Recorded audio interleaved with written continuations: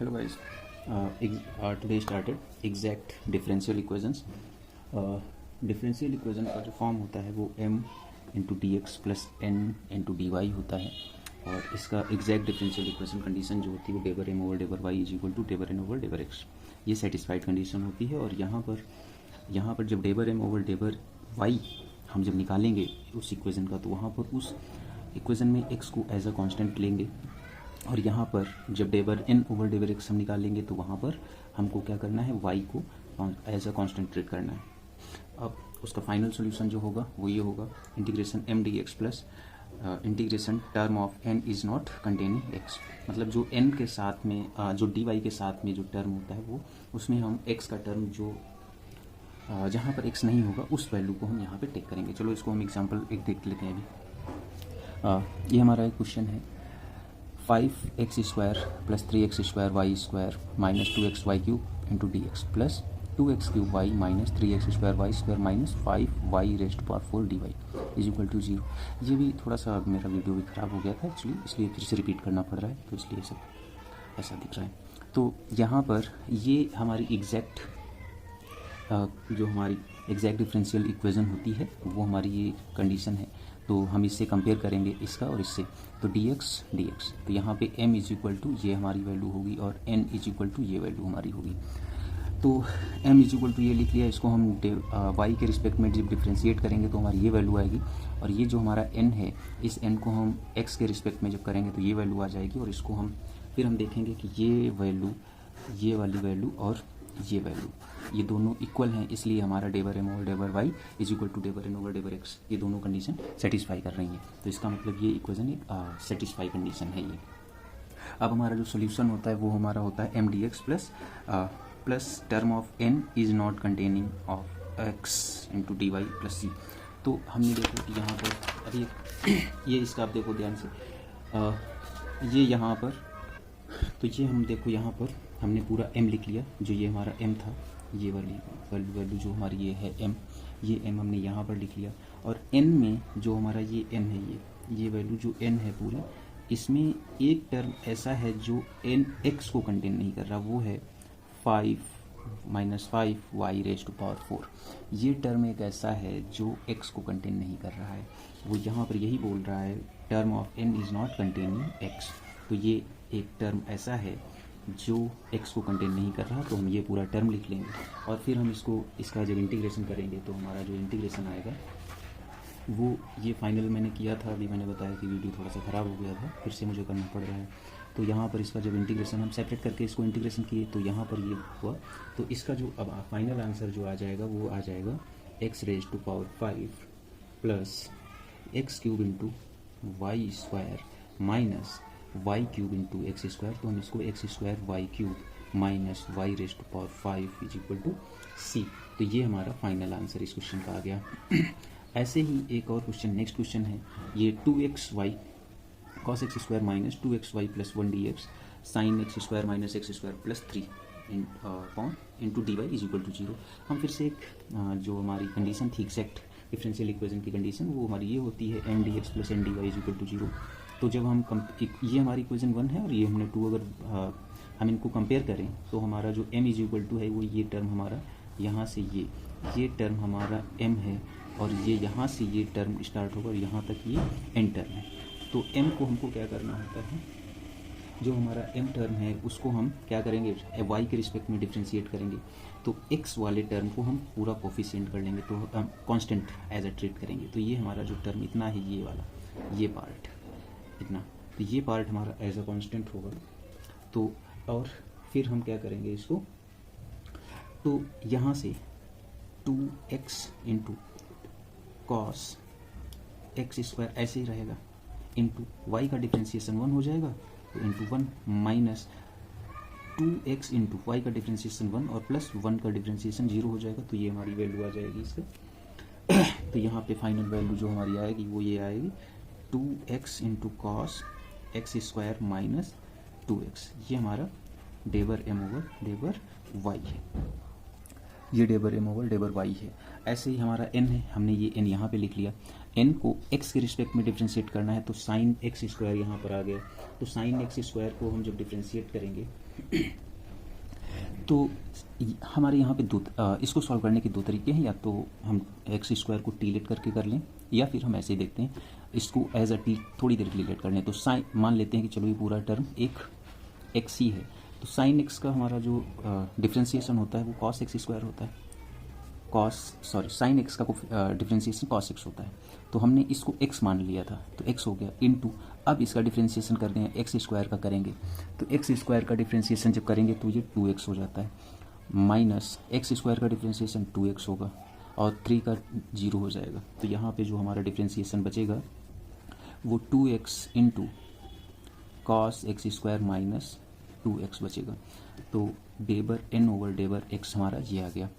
तो अब हम देखेंगे यहाँ पर डेबर n ओवर डेबर x और डेबर m ओवर डेबर y, जो ये कंडीशन है ये वाली, ये बोथ आर द इक्वल। तो ये हमारी एग्जैक्ट कंडीशन को ये सेटिस्फाई कर रहा है, ये हमारा ये सेटिस्फाई कर गया, सेटिस्फाइड दिस इक्वल। तो अब हम सॉल्यूशन का फार्मूला लिखेंगे। तो सॉल्यूशन का फार्मूला क्या होता है, एम डी एक्स, यहाँ पे y as a constant treat किया जाता है, तो हम इसको लिखना चाहें तो लिख सकते हैं, नहीं तो कोई बात छोड़िए। M D x plus integration term of n not containing x into D Y plus सी।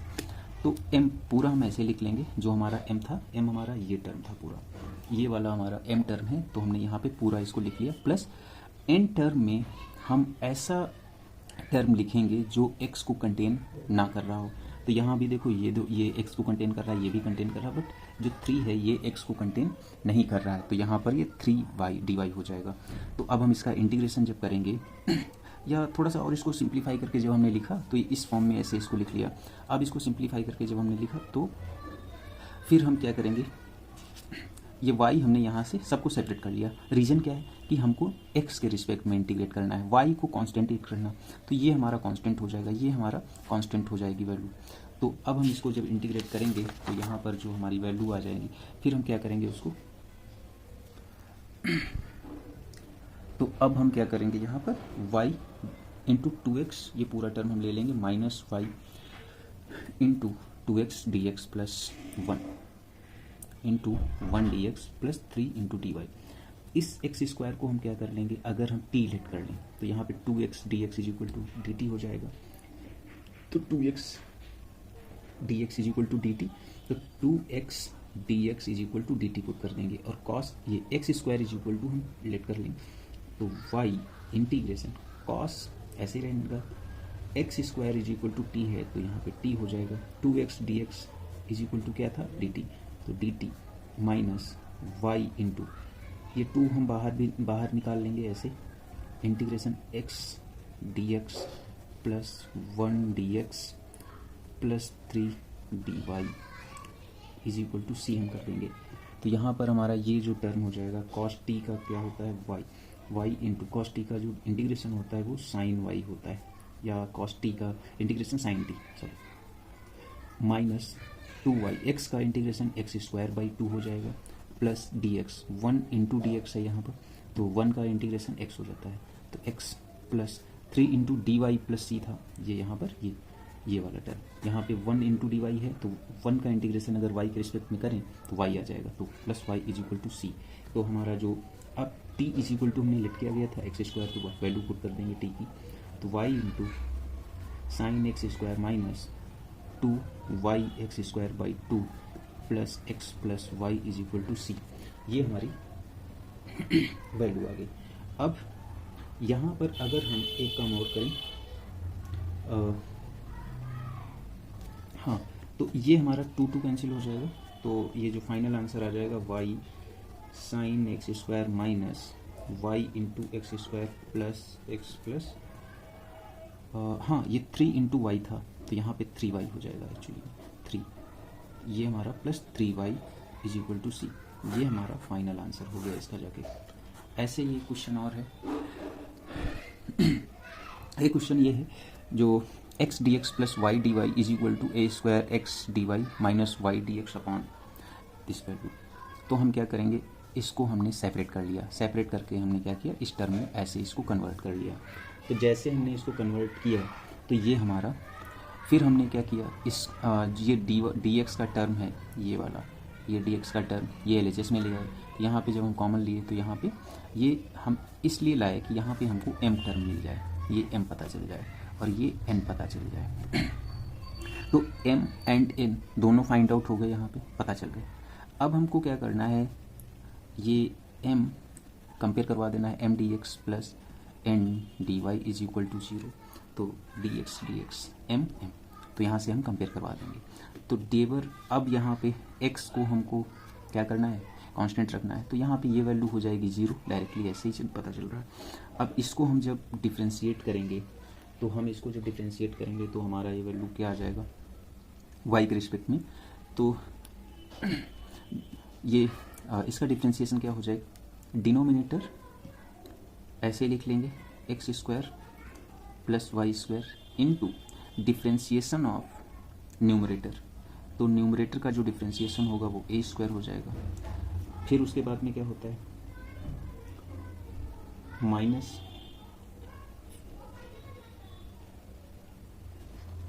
अब न्यूमरेटर एज इट इज रहेगा A square Y into differentiation of denominator, तो 2y हो जाएगा अपॉन होल स्क्वायर हो जाएगा इसका x square plus Y square whole square, यहाँ पर ये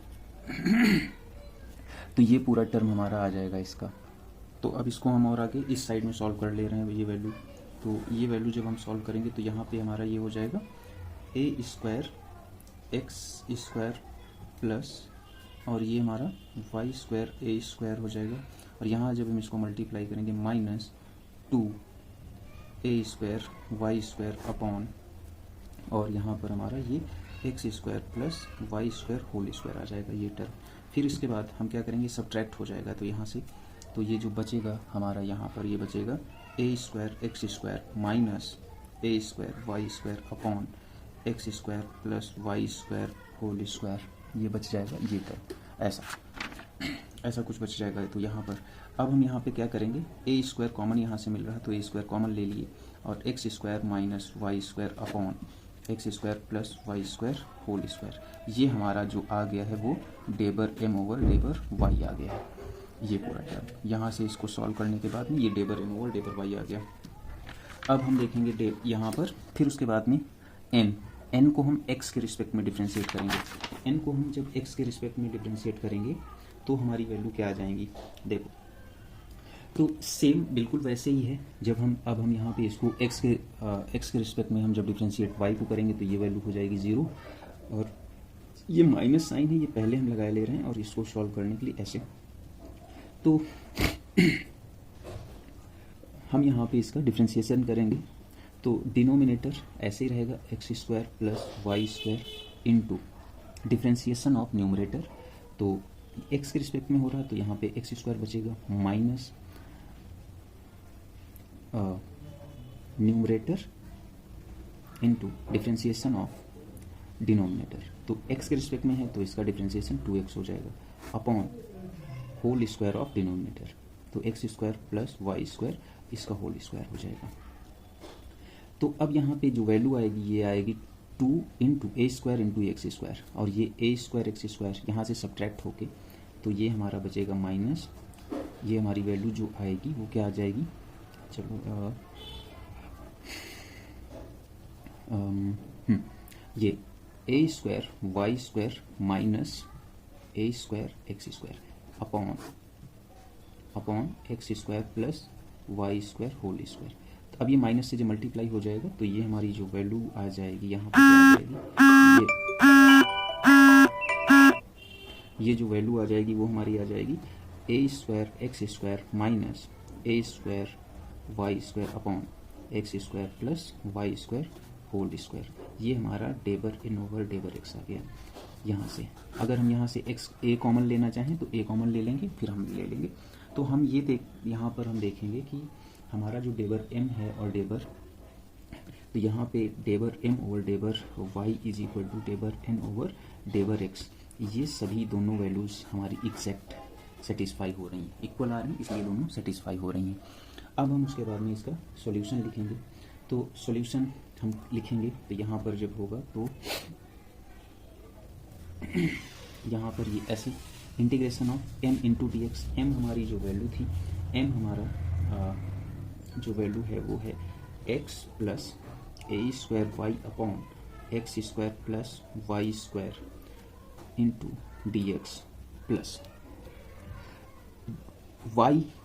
यहाँ पर हमको ऐसा टर्म लिखना है n का, ऐसा टर्म लिखना है जो x को कंटेन नहीं करता है। तो यहाँ पर हमारा n जो था वो हमारा n कहाँ, हाँ n हमारा ये है, ये यहाँ पे ये n है, ये n। तो इस वैल्यू में सब में हर जगह पे n आ रहा है यहाँ पर, तो लेकिन ये टर्म y ऐसा है जो x को कंटेन नहीं कर रहा है, तो यहाँ y dy हो जाएगा। तो यहाँ पर हम क्या लिख देंगे, y इंटू डी वाई लिख देंगे इज इक्वल टू कॉन्स्टेंट।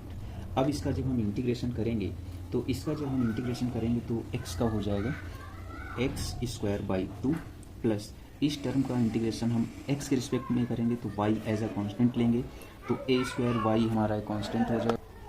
तो अब हमारा इसका जो इस टर्म का हमारा, तो यहाँ पर अब इसका जब हमारा इंटीग्रेशन होगा इस टर्म का तो ए स्क्वायर वाई हमारा ऐसे ही रहेगा, ए स्क्वायर वाई, और 1 upon x square plus Y square का जो इंटीग्रेशन होगा वो 1 upon Y into tan inverse x upon Y हो जाएगा। इसका X upon Y plus Y का जो इंटीग्रेशन होगा वो हमारा हो जाएगा Y square by 2 is equal to C. तो हमारा फाइनल आंसर जो आ जाएगा वो आ जाएगा, देखो यहाँ पर ये अपॉन 2 और ये 2, तो ये क्या हो जाएगा यहाँ पर x square plus Y square by 2, ये हो जाएगा पूरा टर्म प्लस ए स्क्वायर, ये वाई वाई कैंसिल हो जाएगा, into tan inverse x upon Y हो जाएगा इज इक्वल टू सी। तो ये हमारा इसका आंसर आ जाएगा। Okay, thank you. अभी